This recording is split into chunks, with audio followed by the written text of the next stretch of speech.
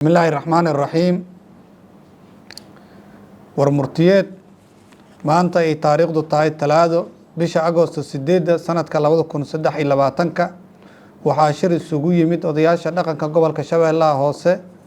waxay iska wareysteen xaaladda dalka gaar ahaan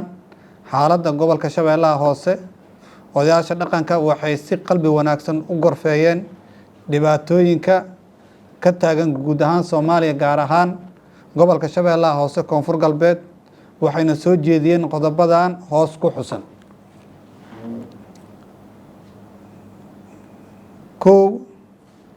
in ciidamada deegaanada ku sugan degmooyinka gobolka Shabeellaha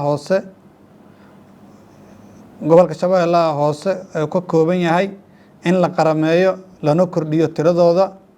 isla markaana la falgalaan ciidanka xoogga dalka Soomaaliyeed lambar 2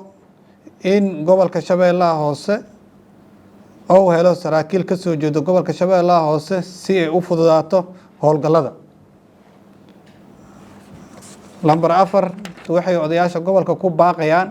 in si degdeg ah loo joojiyo colaadda laga abaabulayo degmada Walaweyn gaar ahaan waxaana dawladda federaalka iyo dawladda Koonfur Galbeed ugu baaqaynaa in laga hortago colaadda ee siyaasiyiinta labada dhinac abaabulayaan si degdeg ahna looga wacaa meelaha ay ka shaqeey jireen lagana hortagaa laguna wargeliyaa in colaadda dejiyaan lagana hortago intay xaaladdu leedahay dabaqabasho lambar 4 in laga hortago dhulboobka ka socda gobolka Shabeellaha Hoose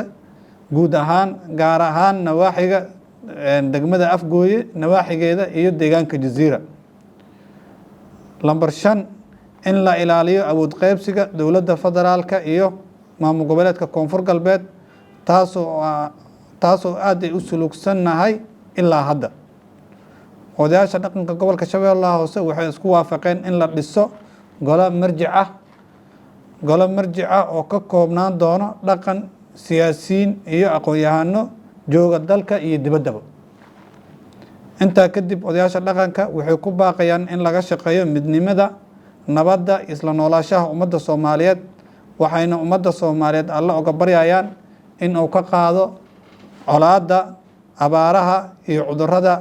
aamiin wabillahi tawfiiq assalaamu calaykum waraxmatullaahi wabarakaatuh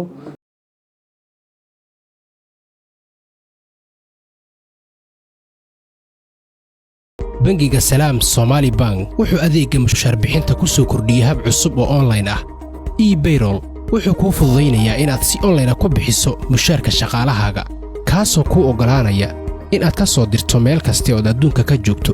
Salaam Somali Bank waxaa ka go'an inuu kaa caawiyo weeragnimada ugu wanaagsan ee suurtagalka ah ee bangiyada caalamiga ah